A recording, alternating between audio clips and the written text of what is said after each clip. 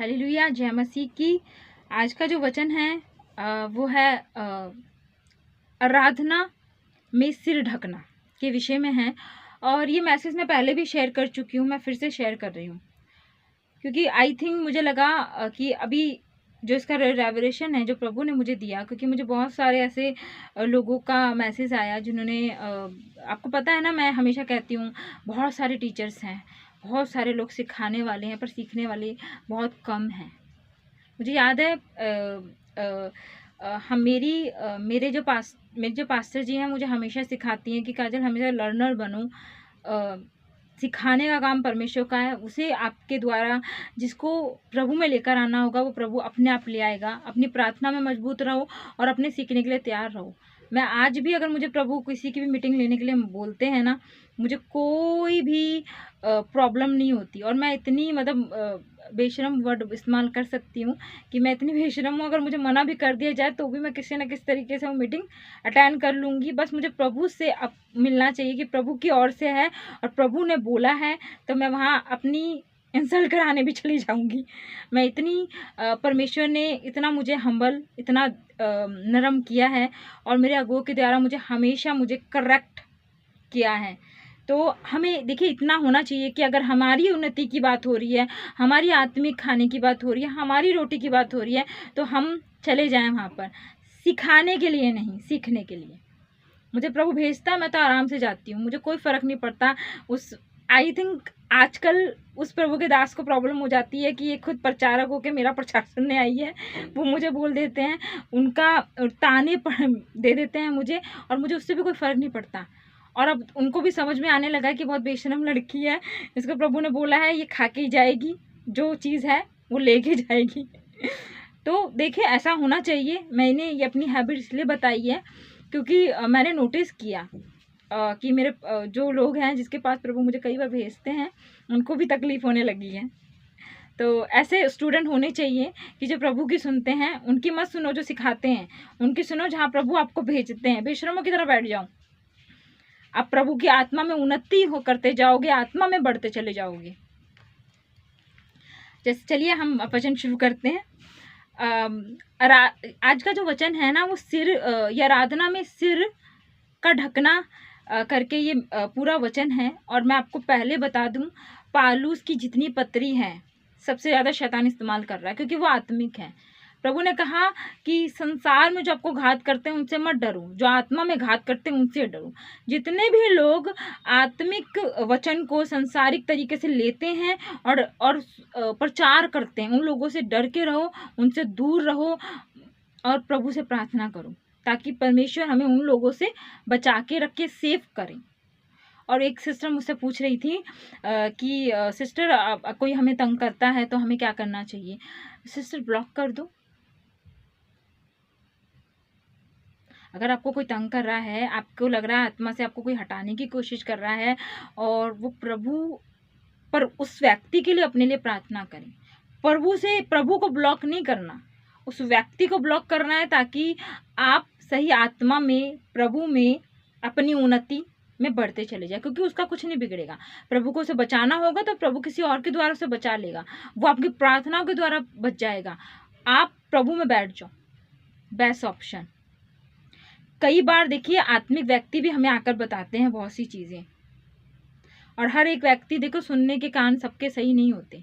मैं क्या करती हूँ, मुझे कोई भी कुछ भी आकर बताता है, मुझे पहले प्रभु बता देता है, फिर वो व्यक्ति आकर बताता है मेरे साथ तो ऐसा है। पर हर एक व्यक्ति के साथ ऐसा नहीं होगा, मैं समझ सकती हूँ।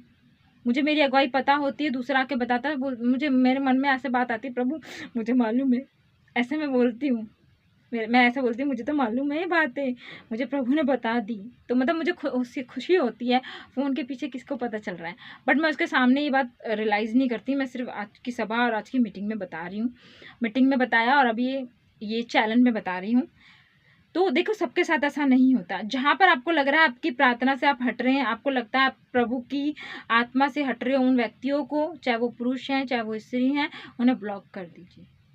पास्टरों को, और जो पास्टर भी आपको ऐसा लग रहा है कि मुझे सही नहीं है और मेरा नहीं है, मेरा पास्टर नहीं है, मुझे दूसरे पास्टर बोल रहे हैं, तो मुझे क्या लगता है अगर वो आपको तंग कर रहे हैं तो आप वहाँ से हट जाइए, प्रार्थना में बैठ जाइए, प्रभु से पूछिए, उनके लिए भी प्रार्थना कीजिए, अपने लिए भी प्रार्थना कीजिए।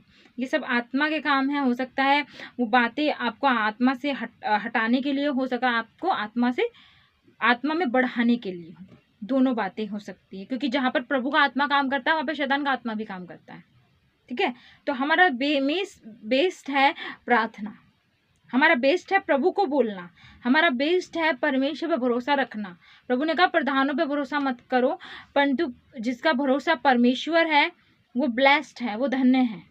ओके, चलिए हम अपने पालूस की ये पत्री है, और मैंने बताया कि पालूस की पत्रियों को, वचन को ले लेके बहुत लोग लोगों को व्यवस्था में घुसेड़ते हैं, व्यवस्था में डालते हैं और आत्मिक स्वतंत्रता से अलग करते हैं। अन्य भाषा और बहुत सारी ऐसी चीज़ें हैं पत्रिया में उसने लिखी हैं, वो आत्मिक तौर से लिखी हैं, वो सांसारिक तौर में ले रहे हैं। और प्रभु ने बोला भी है कि आत्मिक को घात करने वालों से डरो।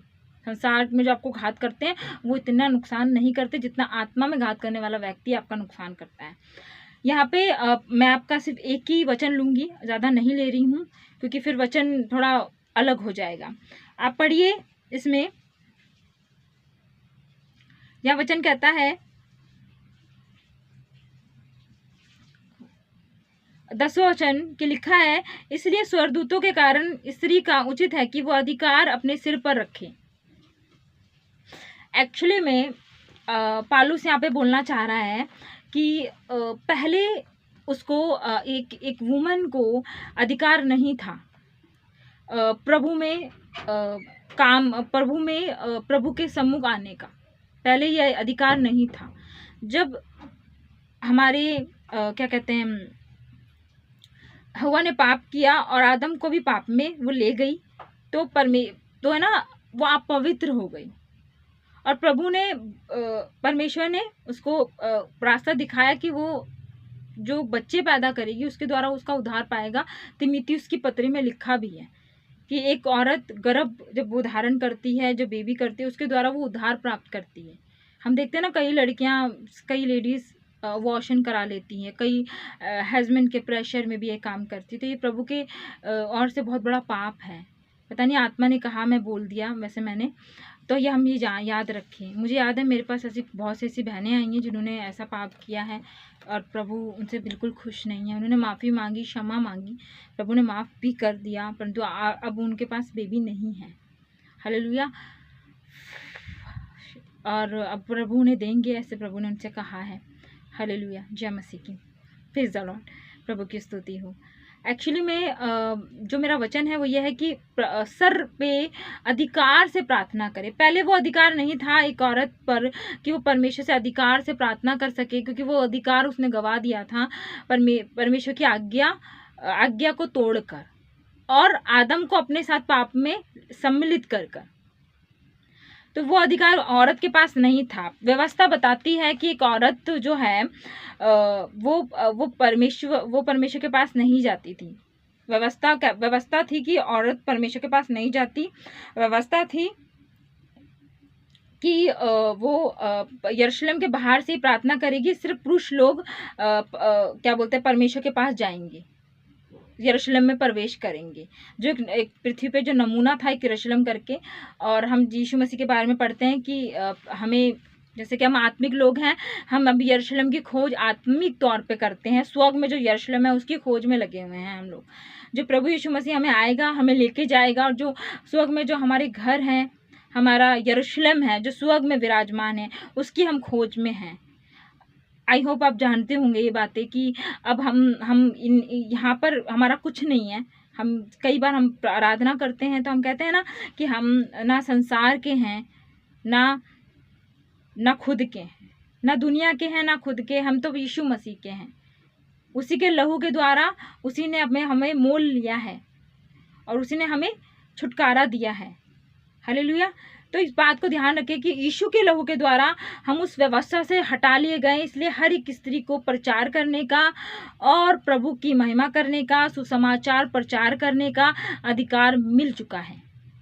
इसीलिए आप देखें कि यीशु मसीह जब सबसे पहले उन्होंने वो जिंदा हुए तीसरे दिन चेले नहीं गए परंतु स्त्री गई, और तब गई और यीशु मसीह ने उसे कहा, देख मुझे मत छू, मैं अभी परमेश्वर के पास, अपने पिता के पास नहीं गया हूँ।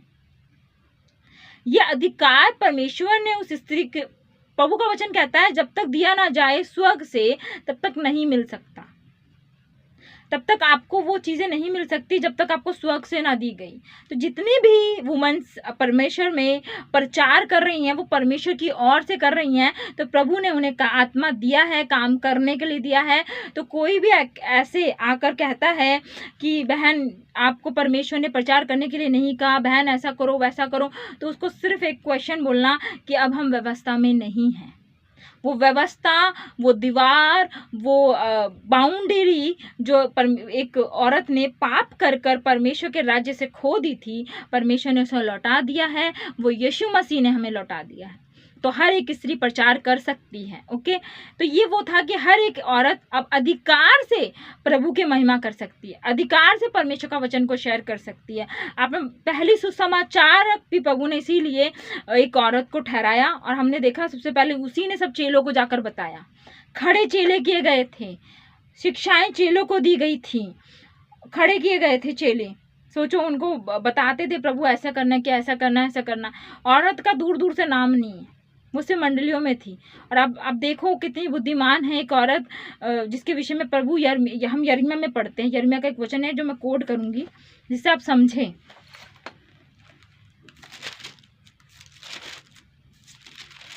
अभी मुझे याद आया, हाँ, यहाँ पे लिखा है, देखिए यहाँ क्या लिखा है।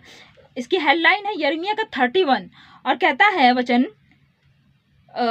इजराइल की वापसी, मतलब हम जो इजराइल है उनकी वापसी का लिखा है 22 वचन, मतलब 22 वचन, 31 का 22 वचन यिर्मयाह की किताब में कहता है, भटकने वाली कन्या तू कब तक इधर उधर फिरती रहेगी, यहोवा एक नई सृष्टि पृथ्वी पर प्रकट होगी, अर्थात नारी जो पुरुष की रक्षा करेगी।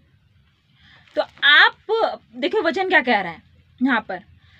ये भविष्यवाणी, आपको पता ना यिर्मयाह भविष्यवक्ता था, उसने पहले ही से ये भविष्यवक्ता की पुस्तक में लिख दिया था कि परमेश्वर आने वाले समय में स्त्रियों को ये अधिकार देंगे। इसलिए हाँ पौलुस लिखता है कि वो अपने सर पर अधिकार रखें। और लोग क्या सोचते हैं, लोगों को लगता है कि वो पौलुस कह रहा है पल्ला रखें, वो पल्ला और रुपट्टा रखने की बात नहीं कह रहा है, वो अधिकार की बात कर रहा है कि ये अधिकार परमेश्वर ने एक वुमन को दिया है कि वो भी परमेश्वर की महिमा कर सकती है और प्रभु का प्रचार कर सकती है। सुसमाचार हर एक गली कूचों में और उन जगहों पर जहां पर मैं जानती हूँ प्रभु के लोग नहीं जा पाते, पास्टर लोग नहीं जा पाते, परंतु हमारी बहनें, हमारी भाई लोग जा सकते हैं, हमारी बहनें जा सकती हैं। हालेलुया। तो ये जानिए, वचन कहता है हे भटकने वाली कन्या तू कब तक इधर उधर फिरती रहेगी। ये प्रभु औरत से कह रहा है कि इधर उधर मत फिरो, प्रभु की उपस्थिति में आ जाओ और यहोवा एक नई सृष्टि पृथ्वी पर प्रकट होगी। और लिखा है अर्थात नारी जो पुरुष की रक्षा करेगी। मतलब एक समय था एक स्त्री ने पुरुष को गिरा डाला, एक आदम को गिरा दिया, और अब जो हम यीशु मसीह और विश्वासी बहनें हैं अब अपने उन पुरुषों को या उन भाइयों को या अपने हस्बैंड को प्रभु में ले आएंगी। यहाँ पर ये बात हो रही है या इस अधिकार को रखने की बात हो रही है। परंतु अभी भी बहुत सी कलीसियां हैं जो ये इस व्यवस्था में चलती हैं कि वो रुपट्टा रखें। देखिए, आप रखते हो, आप रखें, ब्लेस यू, आप नहीं रखें, गॉड ब्लेस यू। क्योंकि प्रभु ने, अगर आप नीचे पढ़ें तो लिखा है, देखिए, परंतु एक बात याद रखिए, जितनी भी बहनें हैं, जितनी भी आपके कपड़े ऐसे होने चाहिए कि आप वल्गैरिटी में किसी को गिरा ना दें, आप किसी को पाप में ना गिरा दें। कोई भी गंदे कपड़े, आपके पूरे प्रॉपर ड्रेस होना चाहिए, आपकी क्लीवेज नहीं दिखनी चाहिए, आप शॉर्ट कपड़े आप बाहर ना पहने जो अन्य पुरुषों के सामने या कलीसियाओं में, ये बिल्कुल ठीक नहीं है। आपका मेकअप हैवी नहीं होना चाहिए जो ऐसा लगे जी कि आप किसी को वल्गैरिटी में गिरा रहा हो। आप एक पवित्रताई के द्वारा प्रभु की महिमा करें, प्रभु के नाम का जय जयकार करें और जो लड़कियां सही तरीके से कर रही हैं उनको बहुत से प्रभु के लोग आकर जो गलत बोलते हैं, अपने मुंह को लगाम लगाइए, क्योंकि प्रभु का वचन कहता है कि गिराने वाले और ठोकर देने वालों का न्याय सबसे बड़ा होगा। ये मैं हमेशा बोलती हूँ और आज भी बोलूँगी।